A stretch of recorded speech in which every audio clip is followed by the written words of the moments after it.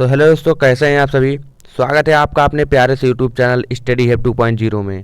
तो आज के इस पूरे वीडियो में हम बात करने वाले हैं अप्लाइड केमिस्ट्री के मोस्ट इंपॉर्टेंट क्वेश्चंस के बारे में।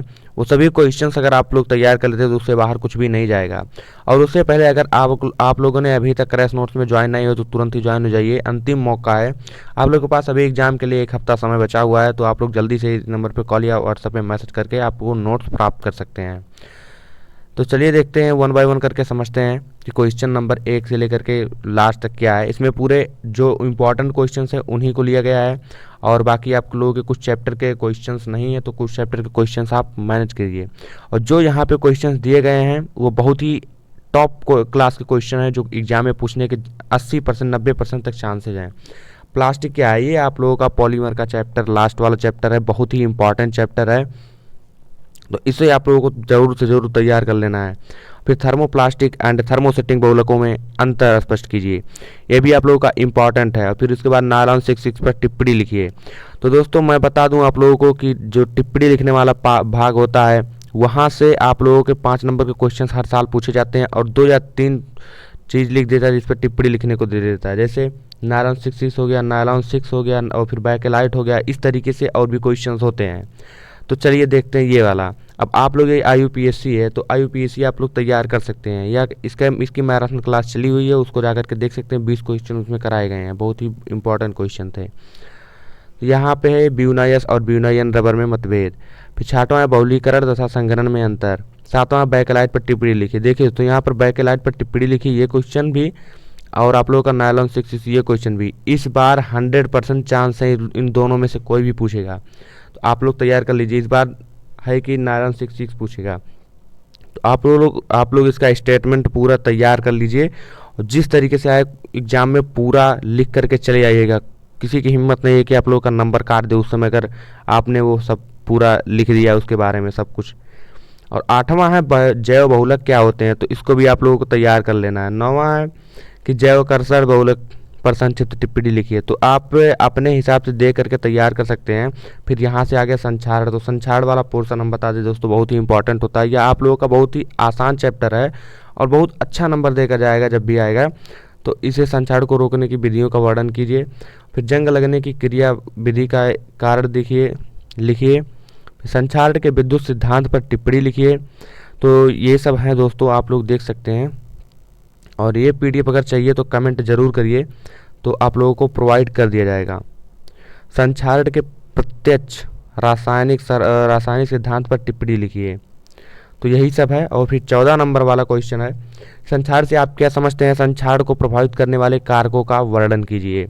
यानी कि संक्षारण क्यों होता है, संक्षारण क्या है और इसके कौन कौन से कारण हैं, इन सभी का वर्णन करना है। दोस्तों संक्षारण के बारे में आप कुछ देखिए दोस्तों, अगर संक्षारण के बारे में कुछ भी पढ़े हुए हैं तो यहाँ से देखिए 10, 11, 12, 13 और उसके बाद यहाँ पे है 14, 15। तो यही सब है। आप लोग इतना जो यहाँ से कितना क्वेश्चन है, यहाँ से 10 नंबर से लेकर के 15 नंबर तक पूरा संक्षारण के बारे में दिया गया है। यहाँ से 10 नंबर से लेकर के 15 नंबर तक, तो यहाँ से आप एक क्वेश्चन सिर्फ संक्षारण से जुड़ी हुई तैयार कर लेते हैं कि संक्षारण क्या होता है और इससे हानियाँ और लाभ और इससे छुटकारा, इसका निवारण कैसे है, बस इतना तैयार कर लेते हैं।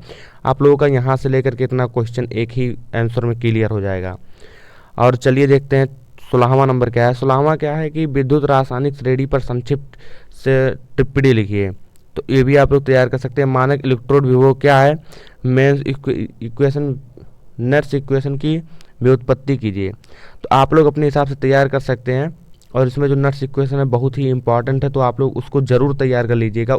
आप लोग वह 1 नंबर में भी आ सकता है, तो आप उस समीकरण को तैयार कर लीजिए। चाहे उसका स्टेटमेंट व्युत्पत्ति मान लिया नहीं कर पा रहे, लेकिन वो आप लोगों का फार्मूला जो है वो आप लोगों को आना चाहिए। फिर आ गया अपचयन, उपचयन व रिडॉक्स अभिक्रिया किसे कहते हैं, तो इसको भी आप तैयार कर लीजिए, बहुत ही इंपॉर्टेंट है, 2 नंबर में पूछा जाएगा। विद्युत अपघटनीय सेल क्या है। अब देखिए दोस्तों, अब यहाँ पर बात आ गई कि पानी TOS के स्तर में वर्गीकृत कीजिए। और ये देखिए 21 क्वेश्चन जो है ओ हेनरी विधि, तो ओ हेनरी विधि बता दूं दोस्तों कि बहुत ही इंपॉर्टेंट है, तो आप लोग इसे तैयार कर लीजिए। यहाँ पे एक जियोलाइट विधि का इसके पहले वीडियो आया है, तो जियोलाइट विधि अगर देख लेते हैं तो उससे दोनों प्रकार के कठोर जलों का निवारण होता है जियोलाइट विधि से। तो अगर एग्जाम में आ गया कि किसी एक विधि से कठोरता को दूर करने के उपाय लिखिए, तो आप लोग जियोलाइट लिख सकते हैं। जियोलाइट बहुत ही इम्पॉर्टेंट वो जो है विधि है। और ओ हेनरी विधि। अब यहाँ क्या हो गया, अब क्रामक फेनन, इसको किस प्रकार से रोका जा सकता है। फिर 23 नंबर है जल की अस्थायी कठोरता का निर्धारण। जल की जो अस्थायी कठोरता है उसका निर्धारण करना है। फिर 24वां है बफर विलयन और उसके महत्व पर संक्षिप्त टिप्पणी लिखिए। तो आप लोग बफर विलयन, इसके पहले एक वीडियो आया है सीरीज के नाम से, उसमें भी 5 नंबर में ये इंक्लूड किया गया है। बफर विलयन बहुत ही इंपॉर्टेंट है, तो आप लोग इसे तैयार कर सकते हैं। और सीओडी बीओडी बहुत ही इंपॉर्टेंट है, ये अभी आप लोग का टिप्पणी लिखने में दे दिया जाता है, तो आप लोग इसे तैयार कर लीजिए। जल को मृदु बनाने के लिए आयन विनिमय सिद्धांत को किस प्रकार लागू किया जाता है। 27 है बॉयलरों पर पपड़ी कैसे बनती है, इससे हानियाँ क्या होती है, पपड़ी बनने से कैसे रोका जा सकता है। जो बॉयलरों पर पपड़ी बनती है उसको आप लोग तैयार कर लीजिए, क्योंकि उससे काफ़ी सारे क्वेश्चंस बन सकते हैं, तैयार कर लीजिए। यहाँ पे देखिए 28 नंबर में इंक्लूड किया गया परम्यूटेड क्या होता है, या किस प्रकार को जल को मृदु करते हैं। तो ये जो हो गया परम्यूटेड, जो हो गया परम्यूटेड, मैं बता दूं दोस्तों, इसे ही जियोलाइट कहते हैं। और यही है जिसके बारे में मैं बता रहा था, यह दोनों प्रकार के कठोरता का निवारण करता है। तो इसे तैयार कर लीजिए, बहुत ही इंपॉर्टेंट है। आप लोगों के एग्जाम में तो पूछा ही जाएगा, लेकिन जब एग्जामिनर लोग आएंगे वाइवा लेंगे तो उसमें ये पूछते हैं इसका फार्मूला। जल को रोगाणु रहित करने के लिए उपयोग में आने वाली विधियों का वर्णन कीजिए। जल को रोगाणु रहित करने के लिए उपयोग में आने वाली विधियों का वर्णन कीजिए। फिर कठोर जल को मृदुकरण किस प्रकार किया जा सकता है। तो देखिए दोस्तों, कठोर जल से मृदुकरण उस प्रकार जियोलाइट विधि से किया जाता है, या फिर परम्यूटेड विधि से। तो आप लोग, ये बहुत ही इंपॉर्टेंट विधि है, तो आप लोग इसे तैयार कर लीजिए, मेरा रिकमेंड है, बहुत ही बढ़िया है। फिर देखिए 31 नंबर में है जल की कठोरता के निर्धारण की EDTA विधि समझाइए। फिर पेंट क्या है, इस अच्छे पेंट के गुण बताइए।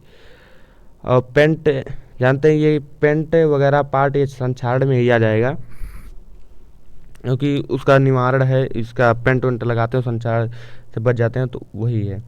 फिर यहाँ फ्लैश पॉइंट व क्लाउड पॉइंट को परिभाषित कीजिए। ये सब दोस्तों, जो ये सब क्वेश्चंस आए हैं, ये क्वेश्चंस ऑलरेडी इसके सॉल्यूशन वो चैनल पे मिल जाएंगे नीचे, तो आप लोग प्लेलिस्ट बनी हुई वहाँ से देखिए, या फिर वीडियो के सेक्शन में जा करके देखिए। यहाँ पे स्नेह के बारे में पूरा एकदम डिटेल बताया गया है। अब आया कि बियरिंगों में इस स्नेह के कार्य, एक आदर्श स्नेह के गुण, कोल गैस क्या होता है बनाने की विधि, बायोगैस के गुण व दोष लिखिए।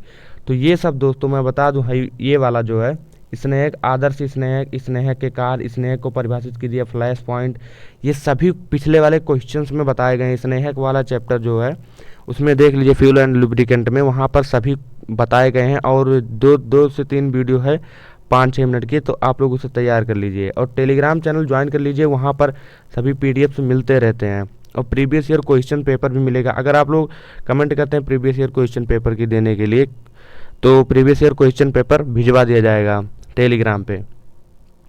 और यहाँ देखिए 38 नंबर क्या है, 38 नंबर है बायोगैस के गुण तथा दोष। बायोगैस के कौन कौन से गुण होते हैं और कौन कौन से दोष होते हैं। अब यहाँ पर दोस्तों एक आता है, बहुत ही इंपॉर्टेंट है, ये भी आप लोगों का 2 नंबर में पूछा जाता है हर साल, और टिप्पणी लिखने में भी आता है, 5 नंबर में भी ये रोल निभाता है। आक्टेन तथा सीटेन संख्या को परिभाषित कीजिए। आक्टेन संख्या और सीटेन संख्या क्या होता है, इसे परिभाषित करना है, बहुत ही इंपॉर्टेंट दोस्तों। इसका वीडियो ऑलरेडी आ चुका है, तो आप लोग उसे जरूर से जरूर देखिए। फ्यूल एंड लुब्रिकेंट के 3 पार्ट हैं, और तीनों आप लोग देख लीजिए, मेरा गारंटी है कि आप लोगों का उसी से 5 या 10 नंबर के क्वेश्चंस उसी से बन जाएंगे। तो आप लोग उसे जरूर से जरूर देखिए, वहाँ पे जो क्वेश्चंस बताए गए हैं वो फालतू क्वेश्चन नहीं है, बहुत ही इंपॉर्टेंट क्वेश्चंस केवल बताए गए हैं। वहाँ पे आक्टेन सीटेन सब कुछ कवर किया गया है एक ही वीडियो में। यहाँ पे एक आदर्श ईंधन की विशेषता जो है, आदर्श ईंधन की विशेषता बहुत ही इंपॉर्टेंट है दोस्तों, बहुत इंपॉर्टेंट है। 80 से 90% तक इंपॉर्टेंट चांस है इसके आने के, और ये भी बताया गया है पिछली वाली वीडियो में। तो जरूर से जरूर पिछली वाली वीडियो देख करके आइएगा। और यहाँ देखिए बम कैलोरी से आप क्या कठोर तथा द्रव ईंधनों का ऊष्मीय मान ज्ञात करने की विधि का वर्णन कीजिए। तो बम कैलोरी मापक बहुत ही इंपॉर्टेंट रोल निभाता है, तो आप लोग इसे भी तैयार कर लीजिए, अभी जब भी आएगा तो 5 नंबर में पूछा जाएगा। तो यही सब है पूरा, आप इसका स्क्रीनशॉट ले सकते हैं या फिर टेलीग्राम चैनल ज्वाइन कर लीजिए और कमेंट कीजिए, तभी PDF जाएगा। अगर आप लोग कमेंट करते हैं कि हाँ PDF चाहिए और टेलीग्राम पे प्रीवियस ईयर क्वेश्चन पेपर भी चाहिए, तो आप लोगों को टेलीग्राम पे तुरंत मिल जाएगा, भेज दिया जाएगा अगर कमेंट आता है तो। एक भी कमेंट आता है PDF के लिए, प्रीवियस ईयर क्वेश्चन पेपर के लिए, तुरंत ही भेज दिया जाएगा। और अगर आप लोग तैयारी बढ़िया से करना चाहते हैं तो ये सब इस तरीके से बहुत नोट्स हैं उसमें, तो आप लोग इसे तुरंत ही इस पे कॉल या व्हाट्सएप पे मैसेज करके तुरंत नोट्स को प्राप्त कर सकते हैं। बाकी आपकी मर्जी, अब आप लोग के एग्ज़ाम में ज़्यादा दिन नहीं बचा है। तो चलिए दोस्तों, मिलते हैं नेक्स्ट वीडियो में। वीडियो देखने के लिए आपका बहुत बहुत धन्यवाद और इसे तैयार जरूर कर लें दोस्तों। ये जो क्वेश्चन है ये आदर्श ईंधन, फिर ऑक्टेन संख्या, बायोगैस और ये बम कैलोरी मापक, ये सब बहुत ही इंपॉर्टेंट है। यहाँ पे अब स्नेहक एक बार पढ़ लीजिए, स्नेहक क्या होता है, स्नेहक से जुड़ी सभी बातें लिख देंगे। और स्नेहक वाला तीनों अगर लेक्चर देख लेते हैं, 5-10 मिनट का है, तो आप लोग बहुत कुछ सीख जाएंगे उससे। परम्यूटेड विधि इंपॉर्टेंट है, COD BOD इंपॉर्टेंट है, बफर विलयन इंपॉर्टेंट है, जल की अस्थायी कठोरता निर्धारण ये भी इम्पॉर्टेंट है। अब यहाँ पे आ गया संक्षारण। संक्षारण जैसा कि मैंने बताया है, संक्षारण यहाँ ये पूरा संक्षारण का ही पार्ट है, तो संक्षारण बहुत इंपॉर्टेंट हो जाता है आप लोगों का। बहुत आसान चैप्टर है, संक्षारण एक आसान चैप्टर है और उसके बाद एक फ्यूल एंड लुब्रिकेंट आसान चैप्टर, दोनों आसान चैप्टर हैं और दोनों से ही बढ़िया क्वेश्चंस आते हैं। और दोस्तों IUPAC जो है, IUPAC आप लोग तैयार कर लीजिए, क्योंकि यहाँ से 5 नंबर के हर साल 5 नंबर क्वेश्चन पूछे जाते हैं, इसमें कोई कुछ नहीं कर सकता है। और ये सब आप लोग इसको भी देख लीजिए, तैयार कर लीजिए, आप इसका सॉल्यूशन देख लीजिए। और यही सब है पूरा, बहुत ही इम्पॉर्टेंट जो है नोट्स है, बहुत ही इम्पॉर्टेंट सब क्वेश्चन है जो क्वेश्चन दिए गए हैं और फालतू क्वेश्चन नहीं है। तो आई होप कि आपको ये वीडियो हेल्पफुल लगा होगा। हेल्पफुल लगा तो चलिए दोस्तों, मिलते हैं नेक्स्ट वीडियो में जो भी है। और अगर PDF चाहिए तो कमेंट करना, प्रीवियस ईयर क्वेश्चन पेपर भी प्रोवाइड करा दिए जाएंगे। चलिए दोस्तों, मिलते हैं नेक्स्ट वीडियो में। Thank you and thanks for watching. Video देखने के लिए आपका बहुत बहुत धन्यवाद। बाय बाय, मिलते हैं नेक्स्ट वीडियो में।